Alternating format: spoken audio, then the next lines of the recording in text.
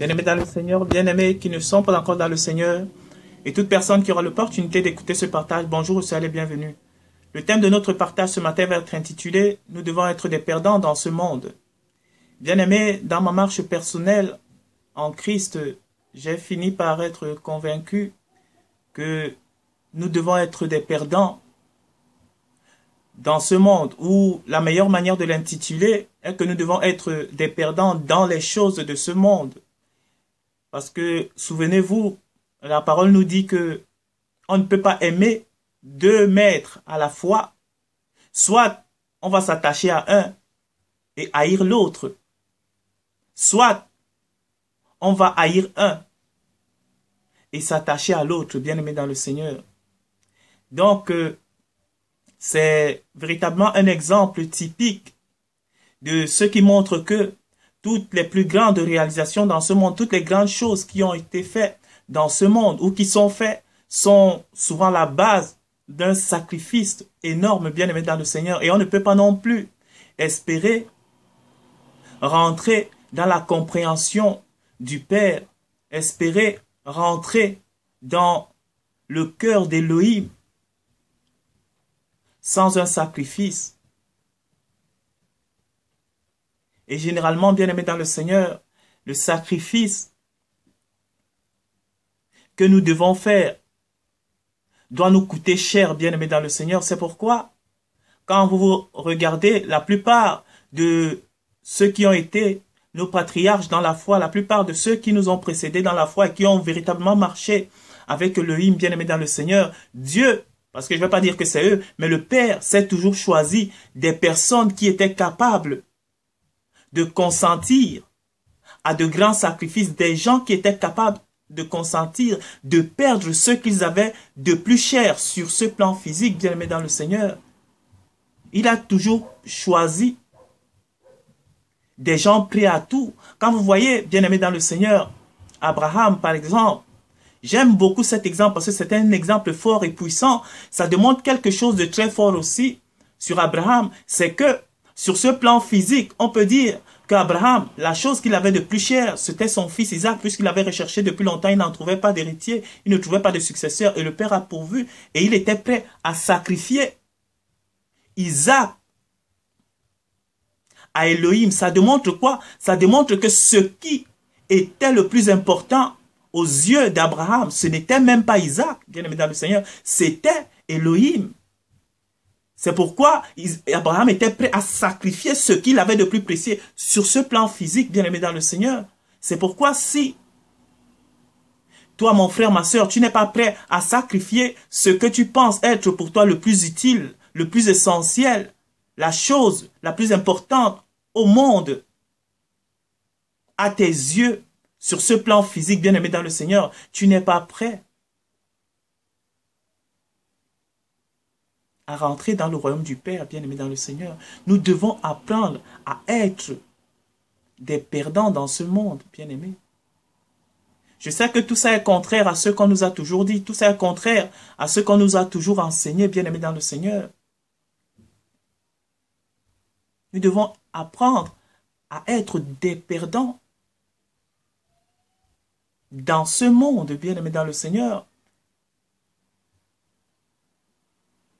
Maintenant, perdant, bien-aimé dans le Seigneur, c'est aussi l'autre facette qui concerne, bien-aimé dans le Seigneur. Et ça va se rejoindre facilement. Pourquoi? Parce que pour être gagnant ou pour surmonter ou pour être vainqueur face aux épreuves, aux événements, aux circonstances, au quotidien, des tentations qui nous sont apportés par l'ennemi. L'ennemi, d'une manière, je vais l'expliquer tout à l'heure, mais qui viennent en face de nous, comme, souvenez-vous, par exemple, Christ qui était dans le désert, il y a eu des tentations, mais pourquoi il en est sorti vainqueur? Parce qu'il avait le discernement. Il savait qui était en face de lui. Il savait par quel esprit celui qui était en face de lui parlait, même si il voulait flatter sa personne physique. Satan voulait flatter sa personne, mais il disait que si tu es le Fils de Dieu, fais en sorte que... Mais il est écrit que si telle ou telle chose, il touchait où il voulait toucher à l'ego de Christ. Mais Christ savait discerner celui qui était en face de lui, bien-aimé dans le Seigneur. Et c'est pourquoi le Christ sortait gagnant de ce combat-là, bien-aimé dans le Seigneur. Donc, le combat que nous devons gagner, bien-aimé dans le Seigneur, c'est un combat de discernement, un combat de l'esprit. Ce n'est pas d'être vainqueur dans les combats quotidiens. Je ne suis pas contre que nous soyons vainqueurs dans les combats quotidiens, bien-aimé dans le Seigneur, mais cela ne doit pas être ton but, d'être vainqueur dans ce monde pour les choses qui périssent, pour les choses qui passent, mais être vainqueur dans ce qui fait grandir ton esprit, dans ce qui fusionne encore plus ton esprit avec Elohim, bien-aimé dans le Seigneur. C'est là où nous devons être des gagnants, mais en ce qui concerne les choses de ce monde, bien-aimé dans le Seigneur, ne réchignons pas à être des perdants.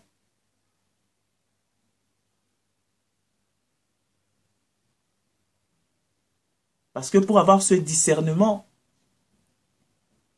que le Père donne, bien-aimé dans le Seigneur, il faut consentir à tout perdre. Le Père ne donne pas son esprit, il ne donne pas son discernement à ceux-là qui sont attachés de manière fusionnelle aux choses de ce monde, à ceux-là qui ne jurent que par le monde, bien-aimé dans le Seigneur.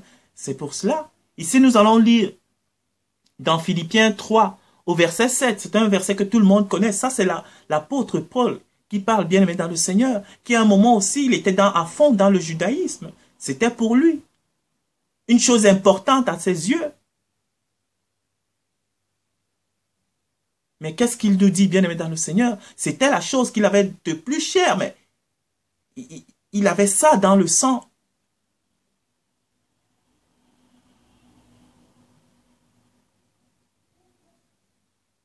Et donc, qu'est-ce qu'il nous dit ici? Philippiens 3, verset 7. Ces choses qui étaient pour moi, non seulement le judaïsme, sûrement il avait aussi beaucoup d'autres choses à côté qui étaient importantes pour lui. Et qu'est-ce qu'il dit par rapport à ces choses? Mais ces choses qui étaient pour moi des gains, je les ai regardées comme une perte à cause de Christ. Et même je regarde toutes choses comme une perte à cause de l'excellence, de la connaissance de Jésus-Christ, mon Seigneur, pour lequel j'ai renoncé à tout. Je regarde comme de la boue afin de gagner Christ. Il a renoncé à tout, bien-aimé dans le Seigneur. À cause de Christ. Il a renoncé à tout. Bien-aimés, comprenez la chose ici. Donc, si on n'est pas véritablement prêt à renoncer à ce qui, à nos yeux, nous coûte le plus cher, bien-aimés dans le Seigneur, nous ne sommes pas prêts à marcher dans les voies du Père. C'est ça qui est la vérité, bien-aimé dans le Seigneur. C'est ça, la vérité même. C'est ça même qui justifie que le Père donne à un homme son esprit ou pas. Parce que le Père aura vu que cet homme, au-delà de tout, au-dessus de tout, il le met en première place. C'est ça qui est le plus important, bien-aimé dans le Seigneur. Et c'est ça qui compte aux yeux de Dieu, la motivation, le désir du cœur d'un homme, jusqu'où un homme est prêt pour que la vérité du Père soit révélée dans ce monde. C'est ça qui est le plus important, bien-aimé dans le Seigneur, pour le Père.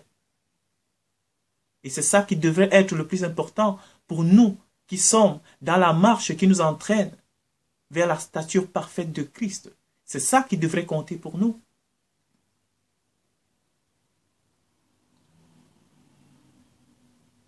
Ce n'est pas le fait de nous accrocher à nos intérêts, bien-aimés dans le Seigneur. Parce que, comme j'aime souvent dire, bien-aimés, si on a plein d'intérêts dans ce monde, si on a plein de choses sur lesquelles on s'accroche dans ce monde, bien-aimés, quel intérêt aurons-nous à ce que le royaume de Dieu se hâte de venir? Quel intérêt aurons-nous à ce que ce à quoi nous donnons notre cœur puisse disparaître? Mais ça va que nous conforter dans le désir de faire perpétrer le système actuel des choses pour que ça dure plus, puisque nous y avons plein d'intérêts, nous avons plein de profits, nous avons plein de gains dans ce monde. Pourquoi est-ce que ce monde doit disparaître? Et non seulement nous avons plein d'intérêts et de choses, mais nous ne sommes pas prêts à perdre ces intérêts-là. Et pourquoi est-ce que nous voudrions que le royaume du Père se hâte à se manifester sur la terre? Non. Donc, bien-aimés dans le Seigneur, soyons des perdants, peu importe ce qu'on vous a enseigné, peu importe ce qu'on nous a dit, que Christ a tout vaincu. Christ s'est appauvri pour que nous devenions riches. Christ s'est donné à la croix. Christ a tout fait pour que nous... Christ s'est appauvri pour que nous soyons riches. Christ est venu pour que nous ayons beaucoup d'argent. Christ est venu pour que nous ayons de belles voitures. Christ est venu pour que nous soyons dans des grandes villas. Christ est venu pour que nous nous marions. Christ est venu pour que nous mangeons à notre faim. Christ est venu pour que nous buvons à notre soif. Christ est venu pour toutes ces choses qu'on nous a dit. Bien-aimés, je ne suis pas contre. Ce n'est pas mauvais de les avoir. Mais la vérité aujourd'hui, c'est que les gens qui les ont s'y accrochent et s'identifient à tel point qu'ils n'ont pas le désir de perdre ces choses-là, bien-aimés dans le Seigneur. Et que même quand l'éventualité du Père arrive par des circonstances, des événements, des situations, et peut-être ils perdent ces choses-là, bien-aimés dans le Seigneur. Pour eux, c'est la fin du monde. Et c'est Satan, le diable, qui est en train de les attaquer. Il commence à faire des prières, d'exorcisme, d'incantation. Seigneur, j'envoie le feu sur Satan qui est en train de m'attaquer parce qu'il ne veut pas perdre sa maison. Il envoie le feu à Satan parce qu'il ne veut pas perdre sa voiture. Il envoie le feu parce que son compte en banque est menacé, bien-aimé dans le Seigneur. C'est ce qui se passe aujourd'hui. C'est ce qui se passe aujourd'hui, bien-aimés dans le Seigneur. Seront des perdants en les choses de ce monde, mais gagnants dans des tentations qui nous arrivent au quotidien et qui prouvent que véritablement, nous avons changé de conscience, nous avons changé d'esprit. Parce que quand les tentations arrivent, bien-aimés dans le Seigneur, il y a un esprit derrière. Il faut discerner cet esprit-là et avoir la force qui est capable de dominer cet esprit. Mais cela ne vient pas en étant submergé dans ce monde. Cela ne te donnera pas la capacité de discerner, bien-aimé dans le Seigneur. Tu auras trop de choses à penser. Tu auras trop d'intérêt à sauvegarder pour pouvoir avoir les idées claires, pour savoir qu'est-ce qui est derrière l'esprit